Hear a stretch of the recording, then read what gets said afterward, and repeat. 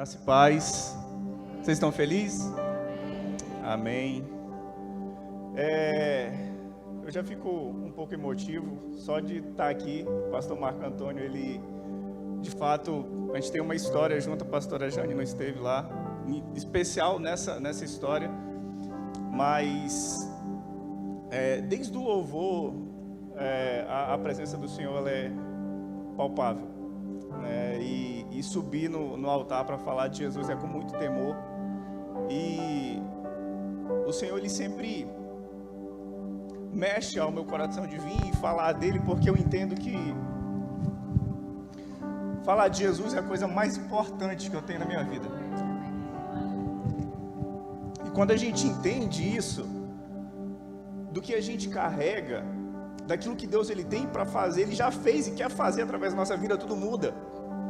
Quando eu entendo que não é sobre mim, a perspectiva ela não tem que estar voltada em quem vai falar, em quem vai pregar, mas é nele. É nele. Amém? Posso me apresentar agora?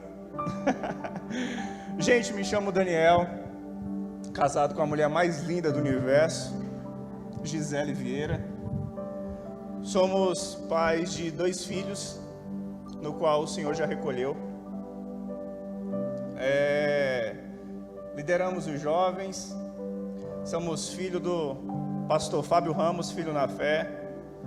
Aqui tem um casal mais que especial, Diego e Gaia e Noah, uma família preciosa lá de Rondônia também, tá em Taubaté, veio para cá para estar esse tempo conosco. Vim a convite de um grande amigo também, pastor Márcio, Bieda e Eliana, mas moram aqui. A gente teve uma viagem de 4 dias para poder chegar em Curitiba de carro, mas valeu a pena. E assim, fico muito feliz de poder estar aqui, porque o pastor Marco Antônio, ele teve, eu acredito que 8 anos consecutivos nas nações, sempre indo lá, pregando, mas nos últimos anos que ele foi, a gente teve uma experiência que mexeu conosco, em 2019. Quero deixar minha digníssima falar um pouquinho. Se apresenta, meu pessoal. Amém. Boa noite, realmente é motivo de muita felicidade a gente estar aqui. O pastor Marco Antônio, ele fez parte mesmo de um momento muito especial da nossa história. E eu sempre parava para conversar com Dani sobre isso, o quanto ele foi instrumento de Deus mesmo para mostrar o amor de Deus por nós através da empatia, né? Como a Igreja de Cristo é linda, porque o Senhor fala, né? Para nos alegrarmos com os que se alegram e chorarmos com os que choram. E a gente percebeu o quanto ele sentiu, é como se ele tivesse mesmo assim na nossa pele, sabe? Ele soube ver aquilo que Deus estava fazendo conosco, como Deus estava nos sustentando. Eu creio que vocês, né, cada um de vocês tem uma história e deve ter passado por momentos delicados e pensado assim, meu Deus, como que eu vou sair dessa? Meu Deus, o que vai me acontecer? E ter esse consolo de Deus, o milagre do consolo, é maravilhoso. Eu falo que às vezes a gente clama tanto por um milagre, e o Senhor faz um milagre diferente, que é o milagre do consolo, é o milagre do sustento dele. Ele fez esse milagre nas nossas vidas. E o pastor Marco Antônio, ele foi sensível de uma forma assim peculiar. Eu falo aqui não porque eu estou nessa igreja, não. Eu conversei isso na intimidade com meu esposo. Eu falei, amor, eu acho que ele foi a pessoa que mais soube se colocar assim mesmo no nosso lugar. Claro, nossa família, nossos pastores, nossos amigos, irmãos, todos, né?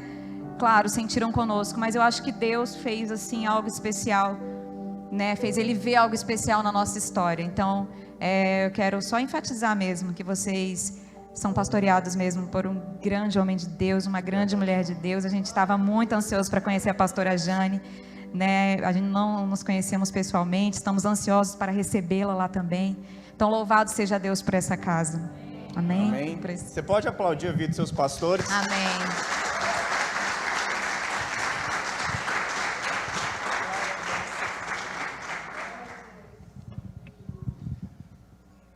Eu quero iniciar essa mensagem com o tema: a paz é uma promessa. Eu acho que todo mundo está em busca de paz, não está? Quem que já se encontrou em algum momento com uma tribulação e falar, meu Deus, tudo que eu quero na vida é paz? Eu acho que todo mundo já se pegou nesse ponto. Queria que você abrisse sua Bíblia em Isaías capítulo 26, versículo 3.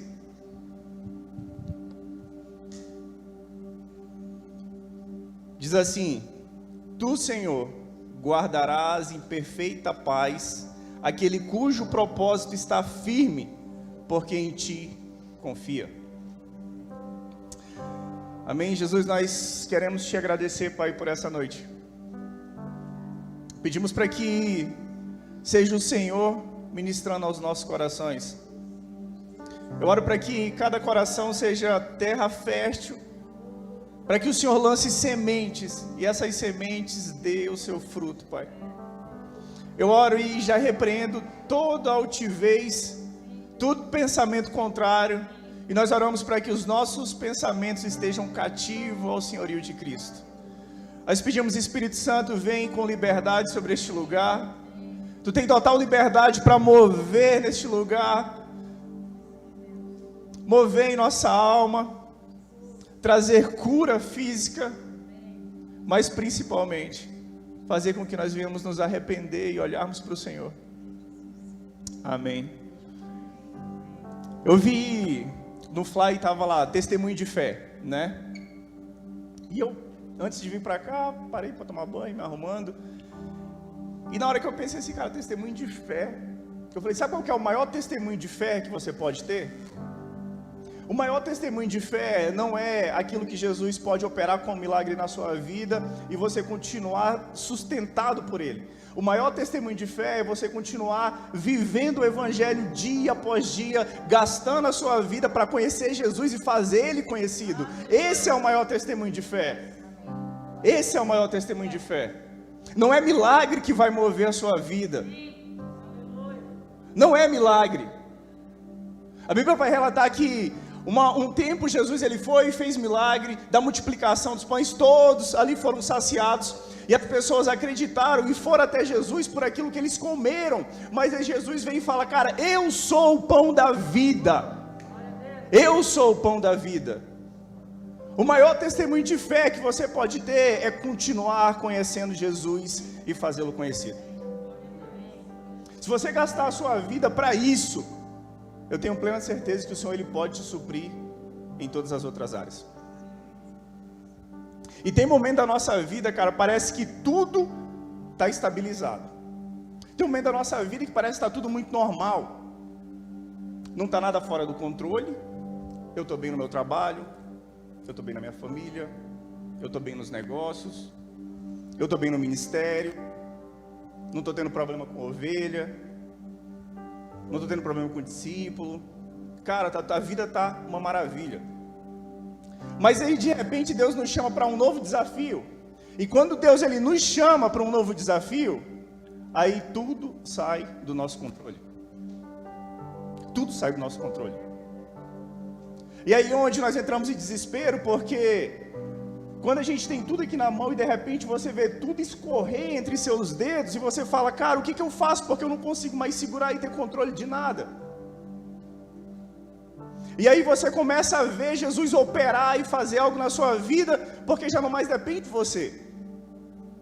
E eu vou te dizer, cara, nós amamos o conforto, nós queremos dias livres de problemas, queremos dias livres de questões para resolver, queremos que os nossos filhos não nos dê problema, não queremos ter conflito com os nossos cônjuges. Queria ter uma vida tranquila demais. Eu quero um eletrodoméstico que não faça barulho, eu quero um carro que não quebre. Eu só quero coisa boa. E eu vou te dizer, cara, na maioria, e assim, isso não é ruim, eu não querer ter conflito. Mas na maioria das vezes nós encaramos qualquer imprevisto na nossa vida, na nossa agenda, como uma tempestade. Às vezes qualquer imprevisto, qualquer probleminha, nós olhamos e vemos isso como uma tempestade. O famoso tempestade num copo d'água, você conhece? E muitas vezes nós fazemos isso. Mas o significado de paz no dicionário tem a ver com liberdade ou fazer cessar contenda. Trégua que adia temporariamente a guerra, tranquilidade, silêncio e quietude. Eu vou te falar, cara, a definição do dicionário é o que a gente espera para qualquer relacionamento. Mas quando você encontra a paz em Deus, é totalmente o oposto disso.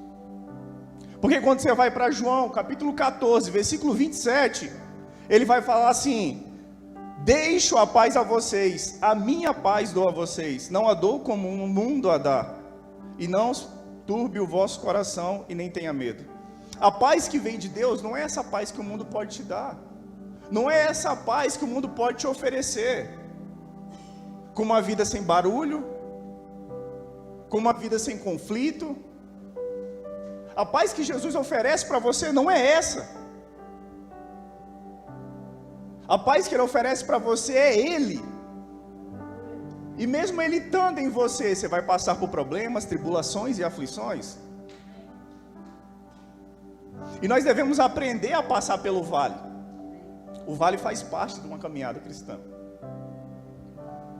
Talvez você esteja aqui hoje falando assim: cara, mas eu cansei de passar pelo vale. Ou talvez hoje o seu momento aqui é um momento de vale. Ou talvez você ainda não passou por ele. Mas eu vou te dizer, é inevitável, ele vai chegar na sua vida. Eu não estou querendo desanimar você, mas o vale vai chegar. E se eu posso te falar algo, é apenas suporte. Apenas suporte. Quando estava tendo o louvor aqui, Deus me deu uma palavra a respeito da pastora Jane.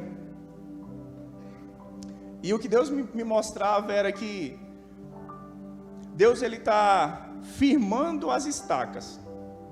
Era o que Deus me falava. E Deus firmar as estacas é sobre fundamentos. Deus firmar a estaca é sobre consolidar. Mas por que Deus me deu essa palavra de firmar as estacas? Porque vai chegar um tempo de alargar as tendas. E alargar as tendas sem as estacas estarem afirmadas pode ser um desastre. E Deus ele está firmando as estacas porque o tempo de alargar as tendas está chegando. Amém? Salmos, capítulo 84, versículos 5 e 7, diz assim: como são felizes os que em ti encontram forças, e os que são peregrinos de coração. Ao passarem pelo vale de Baca, fazem dele um lugar de fontes. As chuvas de outono também o enchem de cisternas. Prosseguem a caminho de força em força, até que cada um se apresente a Deus em Sião. Alguém sabe o que significa o vale de Baca? O vale de Baca é um lugar de impossibilidade humana, mas é um lugar de providência em Deus. O vale de Baca, numa ótica humana, é um lugar de impossibilidades, mas é um lugar de provisão divina. O vale de Baca é uma palavra hebraica que significa choro ou lágrima. As balsameiras são as plantas que destilam ou gotejam o bálsamo. São essas plantas que elas são geradas, que elas estão ali, no meio do deserto. E dessas plantas onde choram ou gotejam o bálsamo, é da onde vem o bálsamo. Mas agora você imagine, em meio ao deserto, tem ali uma balsameira que sai um aroma suave, que sai um aroma fresco. E figurativamente, alívio e conforto é o que nós entendemos como bálsamo. Mas o que a gente pode tirar daqui é que o escuro de um vale de difícil passagem, ela tem os seus segredos, ela tem os seus confortos, ela tem os seus refúgios. Eu vou te dizer, cara, quase todo israelita, ele tinha que passar pelo vale de Baca. Para ele poder sair, um israelita, ele tinha que sair dali ele tinha um percurso que ele saía da Palestina para ir adorar o Senhor em Sião, em Jerusalém. Ele obrigatoriamente tinha que passar por esse vale. E uma vez por ano, eles iam lá adorar, e com prazer, com satisfação. E eu posso tirar que esse caminho, esse vale, que é uma rota obrigatória para todo israelita, poder adorar a Deus, não é diferente para mim e para você. Esse vale onde eles precisavam passar e caminhar para chegar ao lugar de adoração, para ir até Sião, para ir até Jerusalém, a gente também passa por ele, para a gente chegar à nossa Jerusalém celestial. A gente vai passar para esse lugar, a gente precisa encontrar um lugar de refúgio. E talvez você está nesse deserto, mas eu vou te dizer, cara, nesse deserto também existe o bálsamo, existe o alívio, existe o conforto. Talvez não é o conforto que você quer, mas existe uma resposta de Deus no vale. Existe uma resposta de Deus em meio à tribulação. Cara, eu vou te dizer, muitas são as aflições, as adversidades que vêm sobre a nossa vida, que nos fazem chorar. As situações que entristecem a nossa alma, que em alguns momentos a gente não consegue ter força nem para orar e nem para buscar a Deus. E a gente se encontra numa situação que ao ponto de falar, eu não consigo nem entrar num lugar de prazer, porque a minha vida já não existe mais prazer. Aí talvez os problemas são os desapontamentos. Você está desanimado porque foi decepcionado. Talvez os desastres. Você está desanimado porque teve um grande impacto. Talvez você está numa caverna, numa situação onde você não consegue sair. Talvez os problemas são as calamidades. Você está amordaçado, está desesperado, não sabe o que fazer. Talvez o problema seja as perdas. Você desistiu de tudo por causa de uma separação, por causa de alguém.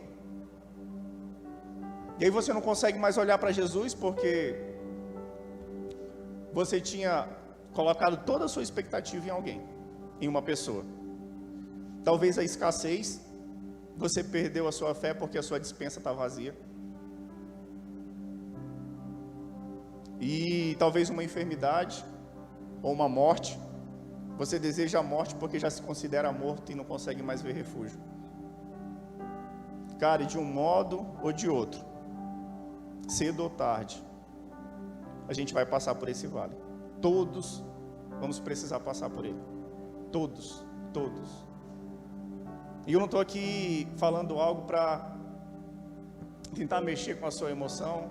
Não estou aqui falando algo para te assustar. Não, estou falando algo que de fato todos vamos passar. O vale é necessário na vida de alguém que caminha para ir até Jerusalém. Nós vamos passar por esse lugar. E eu vou te dizer, cara, é uma escolha. Você escolhe passar por esse vale seco com lágrimas e desistir e fugir, ou você escolhe passar por esse vale de lágrimas e fazer dele um lugar de fontes de águas. Isso está em você.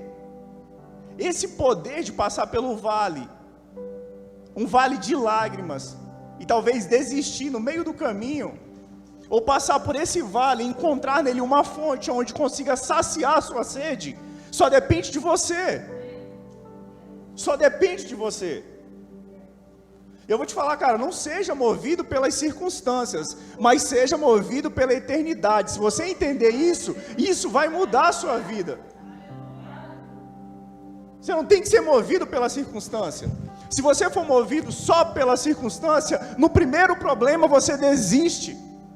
Mas se você for movido pela eternidade, cara, você pode passar por tudo. Você pode passar por tudo. Porque você vai continuar olhando para o alto e vai falar, eu sei de onde vem o meu socorro. O meu socorro vem do Senhor. Você vai conseguir enxergar e olhar e ver refúgio. Você vai ver refúgio. E por que eu quis falar a respeito de tudo isso? Nós falamos aqui a respeito que o pastor Marco Antônio teve uma história muito importante conosco.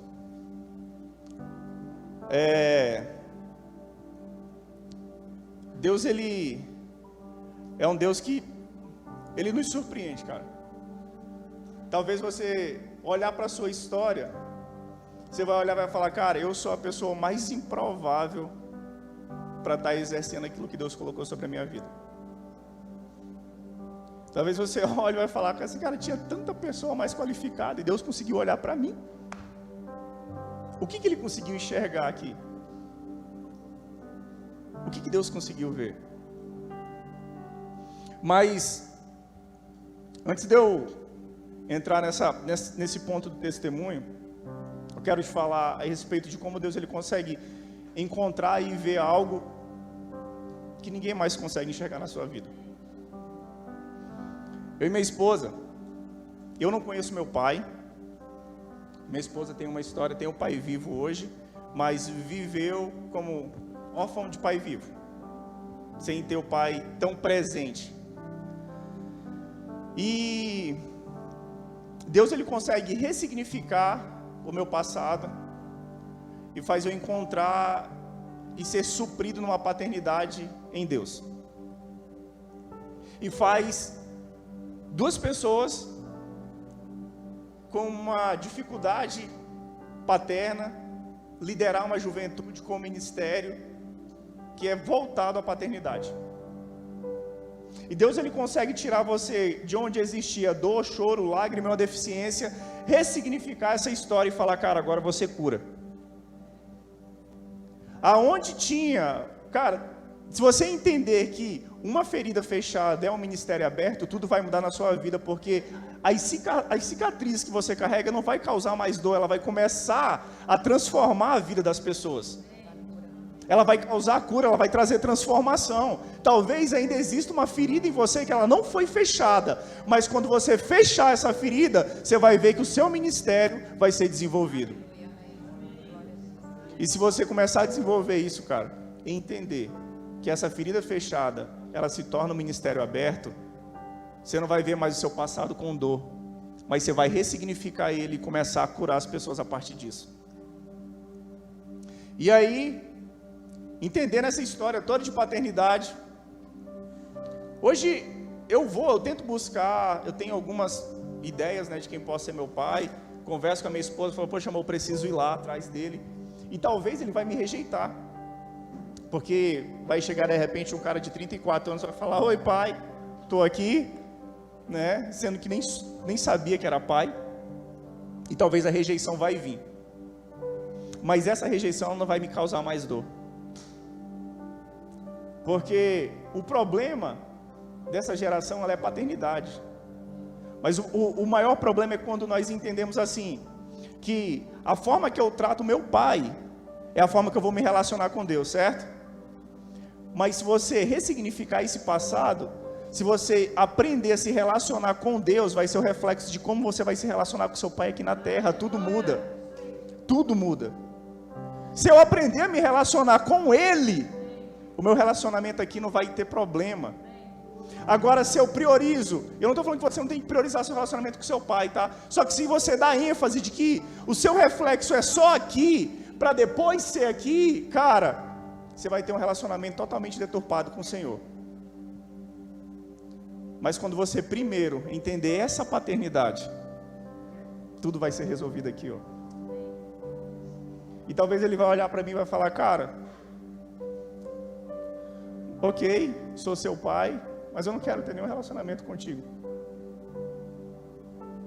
E assim, sinceramente, eu não vou falar assim, tudo bem, ok, vou virar as costas e vou sair. Eu vou tentar ressignificar esse passado na vida dele. Eu vou falar, cara, eu tenho plena certeza que Deus ele vai mudar isso na sua vida. Eu quero ser, e se essa pessoa que é meu pai, se ele não conhece Jesus, cara, eu vou ser resposta de Deus para ele conhecer Jesus. Eu vou ressignificar isso não só na minha vida, na vida dele. Não só na minha vida. E o meu sonho de criança era o quê? Você pai. Esse é um sonho de todo órfão, tá? Esse é um sonho de todo órfão. Talvez você não conheça seu pai. Talvez o seu pai é um pai ausente, vivo, mas ausente. Você é órfão de pai vivo. Mas no fundo, o seu sonho é ser pai, porque o reflexo é o quê? Eu vou ser um pai melhor do que o meu. Eu não vou repetir nada do que ele fez, eu vou me tornar um pai melhor. E Deus ressignificou tudo isso e o sonho de ser pai nunca morreu. E aí encontro uma maravilha na minha vida, que é minha esposa. Casamos em setembro de 2017. Vivemos uma história incrível. No início, beijei minha esposa no altar, me relacionei depois do casamento. E alguns anos, tudo, vamos planejar, ok, vamos ter o primeiro filho. Após um ano. E aí vem o primeiro filho, faz toda uma surpresa. E eu chego em casa, aí tem lá um monte de balão assim espalhado pela porta, eu sem entender nada. E a surpresa que ela vai fazendo, cada balão que eu estourava tinha uma frase: os filhos são herança do Senhor. E aí aquilo foi, e assim, eu já fui começando a chorar, eu sou muito emotivo, já fui começando a chorar, aí fui indo. Aí quando eu chego no quarto, tá lá o travesseiro, o pai do ano, tal, e tudo, toda aquela coisa, né, as roupinhas do bebê, o sapatinho, tudo muito pequenininho assim, e cara, e aquilo desperta algo em você. E o sentimento de um pai não é só quando você tem a criança no colo. Não é só quando você tem no colo. Porque quando eu recebi a notícia de que eu seria pai, algo mudou na minha vida. Algo mudou na minha vida. E eu não precisei ver para crer. Eu não precisei ter a criança no colo para ter um sentimento e para começar a sonhar e ver algo futuro, começar a planejar algo futuro. E aí quando eu via isso, cara, eu lembrava do que a Bíblia relata, que antes de ser formado no ventre da minha mãe, o Senhor já me escolheu. Antes de ser formado no ventre da minha mãe, o Senhor já me escolheu. Você tem ideia de que esse sentimento que por um pouco que eu senti, talvez você que é pai e mãe também sentiu, já tinha sido gerado no Senhor antes de você ser formado no ventre da sua mãe? Que o Senhor ele já tinha te escolhido, já tinha te projetado, te planejado para um futuro, para algo glorioso aqui na terra. E eu fui tomado por esse sentimento. E aí nós começamos a fazer planos. Quarto, né, mudança. Não, né, agora, não, vai ser filho de pastor. Não, esse aqui vai orar em línguas logo pequenininho. E a gente começa a fazer planos, a gente sonha com isso. A gente sonha, eu acho que todo mundo sonha. Ah não, se for menina vai ser do balé, igual minha esposa vai ser a profeta da dança, vai orar. Não, mas se for menino, né, já vou colocar já para pregar, vai ser já do reteté. E todo mundo tem sonho para os filhos. Mas, de repente, quando eu acho que está tudo muito seguro na minha mão, quando eu penso que tudo aquilo que eu planejei, tudo aquilo que eu sonhei, ia vir da forma que eu queria, parece que é arrancado da minha mão. E aí parece que isso é tirado de uma forma tão rápida, que não dá tempo nem para uma despedida. Só que a primeira coisa, quando a Gi falou que estava grávida, o que eu fiz? Peguei o óleo ungido, coloquei a mão na barriga dela e orei e falei: Senhor, essa criança é do Senhor. Eu sei que o Senhor está nos dando uma herança, e eu só oro para que o Senhor me capacite a instruir essa criança da melhor forma, mas ela é tua. E aí logo depois a gente recebe a notícia. E a gente estava em 21 dias de jejum e oração da igreja. Aí no domingo, no último dia do propósito de jejum e oração, a gente acorda um pouquinho antes das 5h30 para entregar o propósito. A Gisele acorda: amor, eu estou sangrando. E a gente vai correndo para o hospital. Chega lá no pronto-socorro. Aí o cara vai, faz todos os exames, mede lá tudo certinho, fala: ó, o coraçãozinho parou de bater. E eu ia falar que em nenhum momento, por mais que tenha ocorrido, né, nós chegamos a ouvir o coraçãozinho do bebê, né? Passamos por esse momento que é tão emocionante, né? E por mais que ali ao acordar tenha havido um sangramento, eu achava que aquilo, na verdade, achava estranho, mas jamais poderia pensar que fosse algo grave mesmo, né? Então, sempre tive a certeza, a convicção, a fé de que o Senhor estava ali cuidando do meu jeito, né? Que tudo daria certo. Não tinha medo, jamais passou pela minha cabeça que alguma coisa poderia dar errado, né? Então, nós tínhamos essa convicção, nós tínhamos essa fé. E às vezes, muitas vezes, né, essas situações, esses vales nos pegam mesmo de surpresa. Não é assim, eu estou esperando, não. Você acha que de fato está ali tudo bem, está tudo no seu controle, estava ali tudo no nosso controle. E de repente mesmo, esse sonho foi tirado assim das nossas mãos. E quando o médico falou, de fato, nós não tivemos reação, porque para mim, nem parecia, né? Não poderia ser verdade. Nós ficamos em silêncio, essa é a verdade, nós ficamos em silêncio, um com o outro, voltamos para casa. E aí, ao chegar em casa, fomos processando a informação, e fomos orar, e fomos crer, e fomos clamar, chorar, pedir pelo milagre, ligamos para os nossos pastores, para a nossa família, e começamos a clamar a Deus, né? Senhor, traz a vida de volta, cremos mesmo até o fim. Pode continuar. E logo depois de saindo do hospital, nós vamos direto para a igreja. E aí chega na igreja, tem lá um momento que a gente vai para as orações de cura. E a gente chega lá na frente assim, se derramando. E acreditando assim, Senhor, eu acredito que o Senhor pode fazer algo.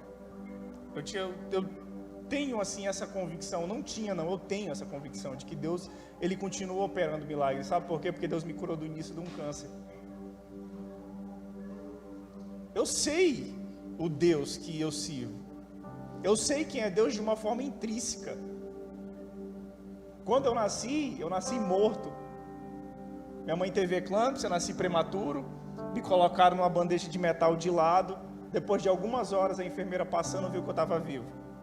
Fiquei na UTI um bom tempo. Bronquite, asma, pneumonia e mais um monte de coisa. E você conseguir conquistar tudo isso, suportar. E eu escutei uma frase que ela marcou a minha vida. Que os grandes homens de Deus não são os que conquistam, são os que suportam. E eu comecei a analisar e ver toda a história da minha vida. E eu falei, cara, eu tenho suportado desde o dia em que eu nasci. Eu tenho suportado desde o primeiro dia. Eu tenho suportado. E eu tenho visto o que Deus tem feito até aqui. Suportei. E vou continuar suportando até o Senhor me permitir. E esse é o evangelho, é você suportar. Amém. Porque aquilo que você vai conquistar não é nessa terra. Amém. A Bíblia vai relatar que aqueles que perseverarem até o fim, a este dar-te-ei a coroa da vida. E nós estamos distorcendo os valores, achando que nós precisamos conquistar algo. Nós precisamos suportar por amor a Cristo. Precisamos ser valentes pela verdade. E você vai ver, cara, grandes homens de Deus suportaram muitas coisas por amor a Cristo, a ponto de morrer por Ele. A ponto de morrer. E no final desse jejum, no domingo, era o final do jejum e também era basicamente o início do acampamento de jovens. Recebemos a notícia aí, passamos esse domingo muito aflito. O médico do hospital era um médico plantonista pelo fato de ser domingo. Segunda-feira, não, vamos num especialista e vamos repetir o exame. Eu estou aqui ainda crendo que Deus vai fazer algo. Eu estou crendo que Deus vai fazer algo. Vamos segunda-feira para o hospital. Chega lá, o cara, infelizmente, vocês perderam o bebê. E aí saio do hospital, assim, indo para casa, nós para o carro assim um pouquinho, no acostamento, e ali mesmo eu oro. falo, Senhor, da mesma forma que o Senhor me permitiu ser pai, eu quero entregar esse bebê para o Senhor. Eu não quero ficar aprisionado a nenhum tipo de sentimento. Eu não quero ficar aprisionado a uma dor, porque eu sei que se o Senhor deu, o Senhor também pode tomar. Porque eu tenho plena certeza que o Senhor continua sendo Deus independente da situação. Peguei na mão da minha esposa, oramos, entregamos o bebê. E as pessoas falavam assim pra gente: cara, vocês precisam viver o luto de vocês.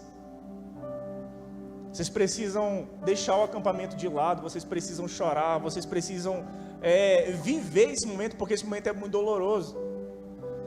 E eu entendi algo, porque depois dessa oração, eu lembrei do filho de Davi.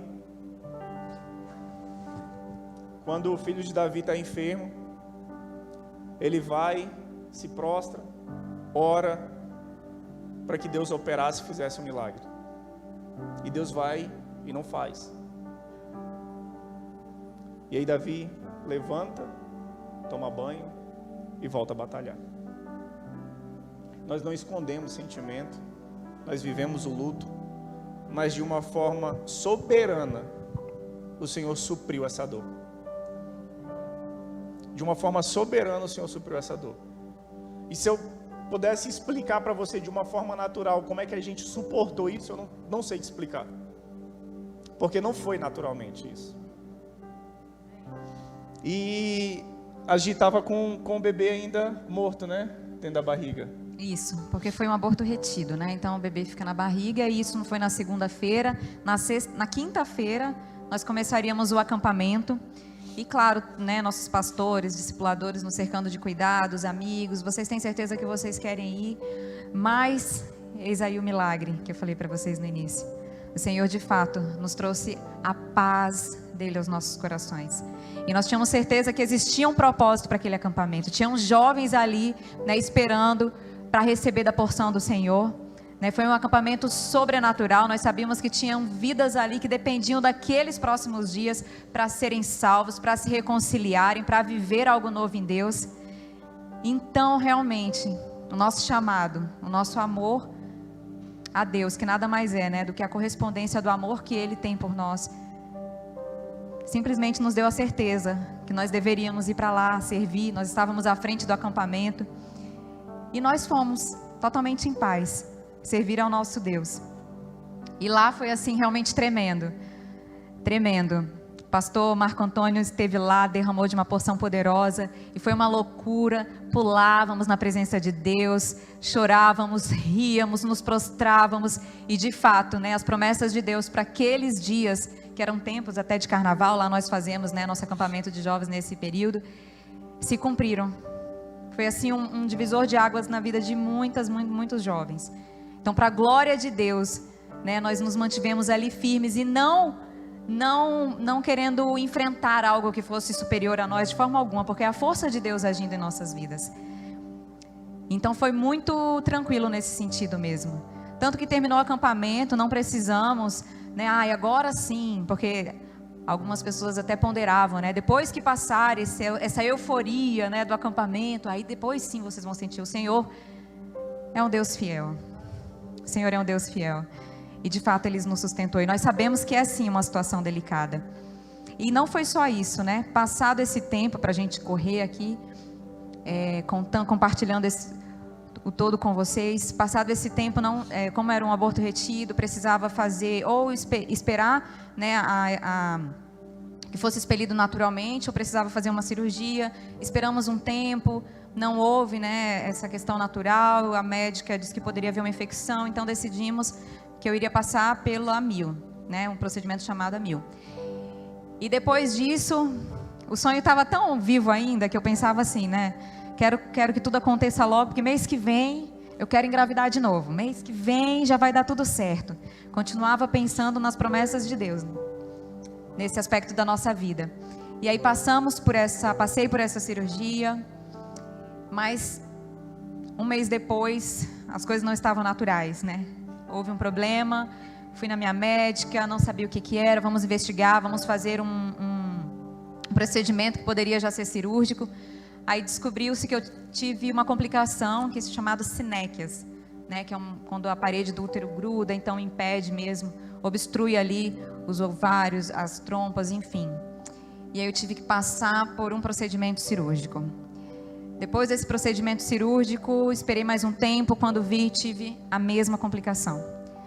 E aí o médico falou, vamos precisar pôr DIU. Eu não coloquei porque não sabia que estava tão infeccionado, né, que a situação estava tão grave.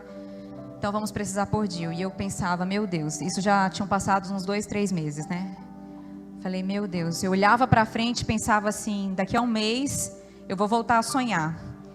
E eu pensava, será que eu vou aguentar, Pai, esperar todo esse tempo? E o Senhor só mostrava que a presença dele estava comigo, conosco. E quando se coloca DIU, tem que esperar mais um tempo, né, para a regeneração do útero. Então, mais alguns meses. Só sei que passaram-se 8, 9 meses, mais ou menos, né? Até que no final do ano o médico falou, ok, vocês podem tentar novamente. E eu falei, glória a Deus. Glória a Deus. E nesse inteirinho continuamos servindo ao nosso Deus, continuamos liderando ministério, célula, gastando a vida para o Senhor. Que isso que realmente, né, é o que me move. Isso é realmente o que está no nosso coração.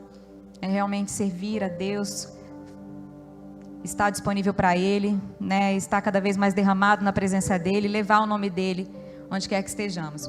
Então, passado esse tempo, fomos liberados novamente e mais uma vez engravidamos. E mais uma vez eu tinha certeza no meu coração que tudo daria certo. Tudo daria certo. E só que dessa vez, na primeira ultrassom, ele viu que o embriãozinho estava muito pequeno, né? Isso na segunda gestação. Segunda gestação. E aí, olha, eu acho que o embrião está muito pequeno, vamos ver se vai crescer, se não vai. Já teve o coraçãozinho nessa primeira? Não. Não, né? Na segunda gestação e na primeira ultrassom da segunda gestação, o médico achava que eles falavam, o termo é ovo cego, eu acho que é o novo, que achava que estava grávida, mas que não tinha que não ia ter um embrião, né? É. E aí nesse processo, vamos orar, não, Deus vai fazer, se esse negócio deu positivo, vai aparecer aqui um menino aqui. E nesse processo, orando, quando nós vamos lá no médico, rapaz, tem alguma coisa aqui. Apareceu aqui um pontinho. Aí, gente, uau, né? Deus está fazendo, tem algo aqui. E aí, ele nos enche de esperança novamente, né? Porque Deus estava fazendo algo, e aí logo em seguida a gente vai fazer uma outra ultrassom. E nessa segunda gestação eu comecei a sentir muitos enjoos. Então eu falei, agora vai realmente dar certo, porque dizem, né, quando está sentindo enjoo é porque o negócio está indo bem, enfim. E nós alimentamos realmente esse sonho em Deus mais uma vez. Ainda mais por esse detalhe, né, que até primeiro não tinha aparecido o embrião, depois apareceu, louvamos a Deus, continuamos orando, e os enjoos, eu falei, amor, vai dar certo, mas, e ao mesmo tempo a médica tinha dito, vamos acompanhar. E aí na próxima ultrassom, o médico falou, olha, realmente não evoluiu, né, eu sinto muito, você perdeu o seu bebê, e vamos logo fazer a mil, já falou assim, né, vamos logo fazer esse procedimento. Isso no período de acampamento também, tá, do ano seguinte. 2 anos, foi depois. Basicamente, um pouco depois do acampamento, mas basicamente um ano. Eu falei, amém, Senhor. Para quem achava que não ia suportar um mês, né? Havia se passado um ano e o Senhor nos colocava mais uma vez na mesma situação. Eu falei, Deus, e dessa vez a gente reagiu diferente, na realidade. Eu falei assim, Deus, eu não tenho o que falar com o Senhor. Eu não sei o que falar com o Senhor. Vou deixar o Senhor falar comigo. Porque da primeira vez, nós continuamos fiéis a Ti, o Senhor nos trouxe essa alegria, nós cremos, né, na Tua fidelidade, vivemos essa fidelidade, mas dessa vez, tinha acabado de acontecer o acampamento, falei, Senhor, eu não sei o que falar, você me permite ficar em silêncio? E eu fiquei em silêncio, eu ia orar, não falava nada para Deus, só ficava em silêncio, falei, Senhor, eu não tenho o que falar. E aí eu coloquei um louvor, certa vez fiquei ouvindo, e tinha uma ministração de dança nesse louvor. E eu ministro dança, né, lá na nossa igreja, e o Senhor fala muito através dessa adoração. E naquela dança, a ministra dançava e a adoração falava do amor de Deus, né, do como Deus nos ama. E ali o Senhor falou claramente: filha, você só precisa saber que eu te amo. Eu te amo.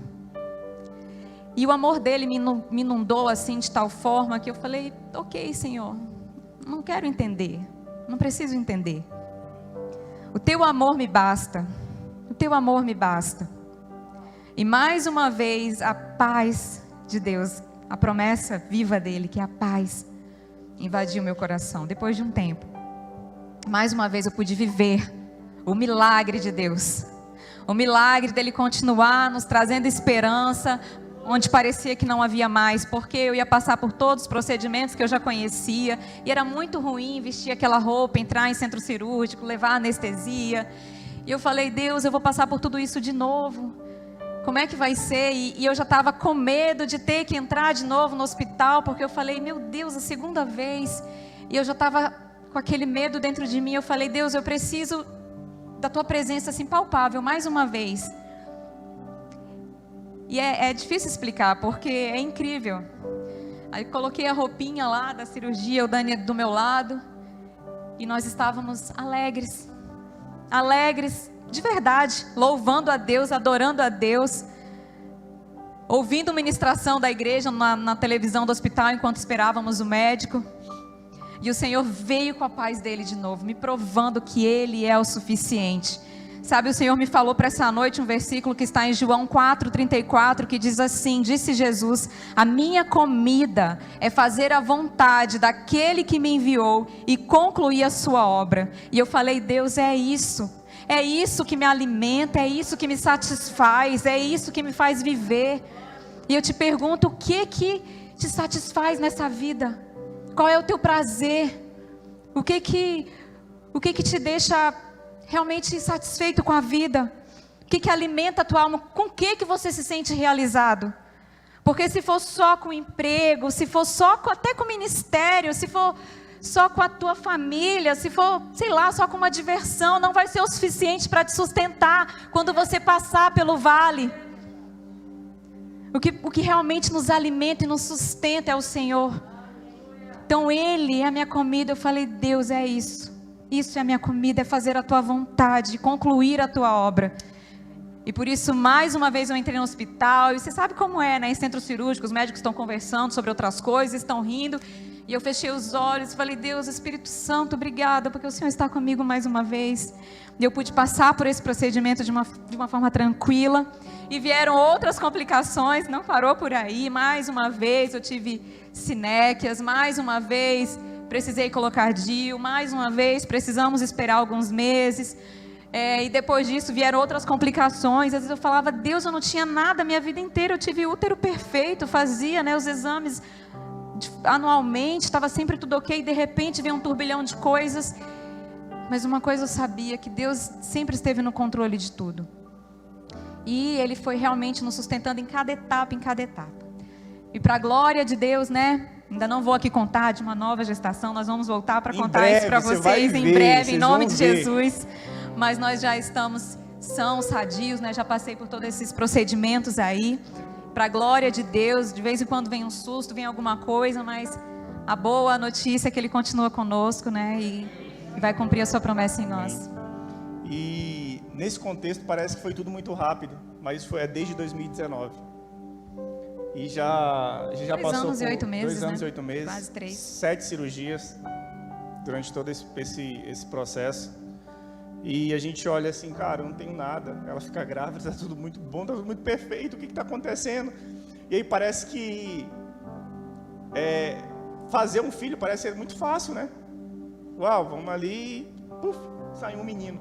E não sai, gente. Você formar uma vida é a coisa mais difícil no mundo. Eu vi um estudo uma vez e um médico falou: a probabilidade de você ter nascido é 0. Sabia disso?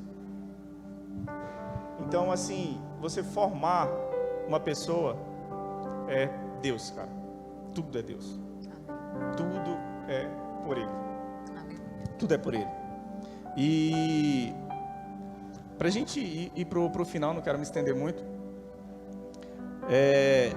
Eu entendi que o que a gente passou durante essas duas perdas, que eu não considero perda, eu vou te explicar por que eu não considero uma perda.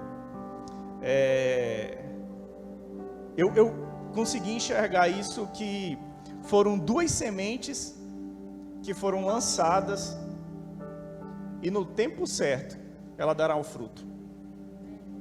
E essas sementes, eu vou te dizer, cara, algumas sementes da sua vida ela vai precisar ser regada com lágrimas. Algumas sementes você vai precisar regar com lágrimas.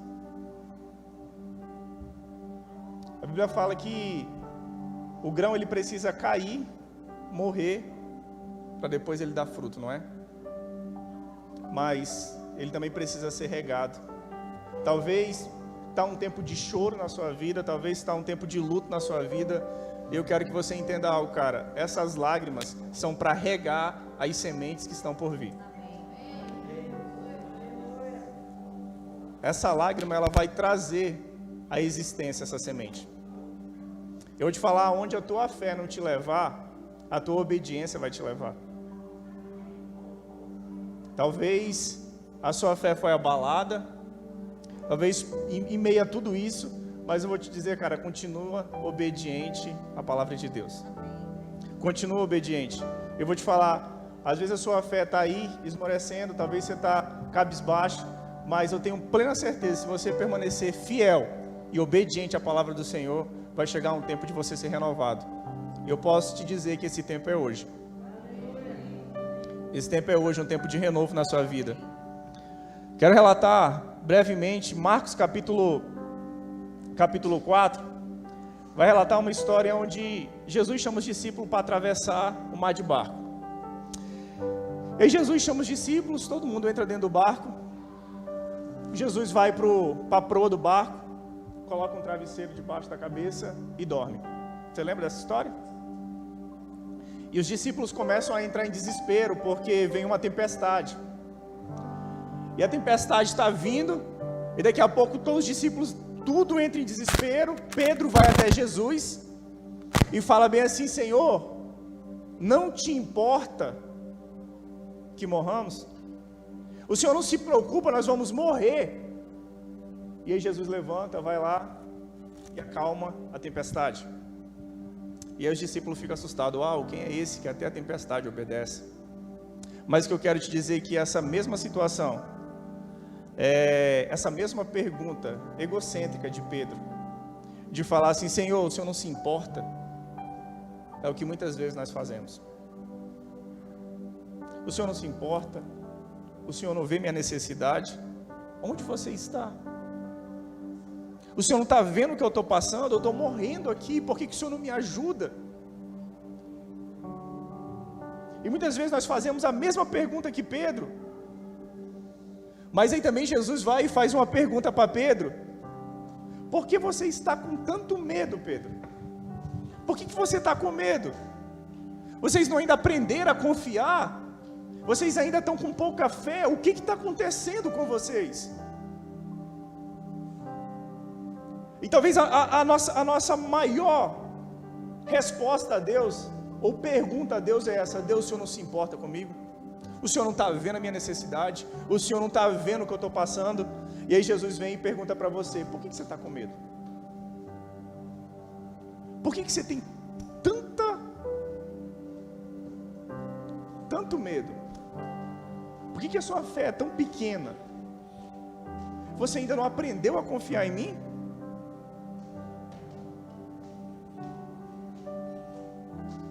Cara, e a nossa paz e a nossa reação segue em direção ao que nós permitimos que a mente nos leve. E a gente precisa entender tudo que é louvável, tudo que é de boa fama. Isso ocupe o vosso pensamento. A gente precisa encher a nossa vida daquilo que já foi liberado, das promessas que o Senhor já colocou ao nosso respeito. E eu vou te dizer, cara, confiar nunca é fácil. Confiar não é fácil. Confiar é a minha disposição em ser vulnerável às ações e às intenções de uma outra pessoa. Então, confiar é eu me tornar vulnerável e depositar todas as minhas fichas na vida de uma outra pessoa. E eu vou te dizer, há alguns anos eu fiz isso na minha vida. Há alguns anos eu assumi o risco e eu fiz um voto de confiar nele com todo o meu coração. Um dia que eu olhei para o Senhor e falei, cara, eu aceito o Senhor como único e suficiente Salvador da minha vida. Eu assumi esse risco e me coloquei numa posição de vulnerabilidade e depositei todas as minhas fichas na mão dele. E eu só faço isso porque eu conheço ele. Eu acho que o grande problema é não saber e não conhecer a Jesus. Por isso nós não depositamos todas as nossas fichas nele.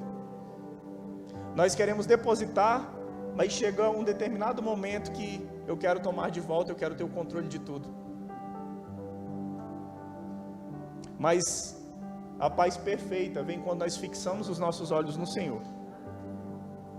E cremos que os propósitos dele sempre serão maiores do que os nossos. Mas a paz quando vem, é quando nós convidamos Jesus com coragem, para entrar em nossas tempestades, nos nossos relacionamentos, nas nossas vidas difíceis, nas situações que nos sobrecarregam, talvez na sua vida conjugal, talvez na sua área profissional, talvez no seu sonho de se tornar pai, talvez no seu sonho de se tornar mãe. Mas quando você depositar tudo isso no Senhor, eu tenho plena certeza que Ele vai ressignificar esse sonho e vai fazer se tornar real isso. Vai fazer se tornar real. E você precisa esperar que Deus ele te encontre em meio ao caos. E nós temos uma promessa, Isaías capítulo 9, versículo 6, porque um menino nos nasceu, um filho nos foi dado, e o governo está sobre os seus ombros, e ele será chamado maravilhoso, conselheiro, Deus poderoso, Pai eterno, príncipe da paz. Esse é aquele que nos garante, é Ele. E o plano de Deus, cara, é que todos nós venhamos a aceitar essa verdadeira paz. Todas as tempestades pelas quais passamos têm potencial para nos destruir, mas a paz promete guardar os nossos corações. Toda tempestade, cara, que você passa, ela tem potencial para destruir você. Mas se você conseguir olhar de onde vem o seu socorro, você se torna inabalável. Eu lembro uma vez que o pastor Marco Antônio foi na Nações e ministrou uma palavra sobre se tornar inabalável. Estabilidade em tempo de instabilidade. E essa palavra dele foi um divisor. Você ser estável no seu espírito, ser estável em Jesus, mesmo que em tudo em sua volta pareça estar instável. Tudo em sua volta está mostrando que vai dar errado, mas você continua firme. Você continua firme.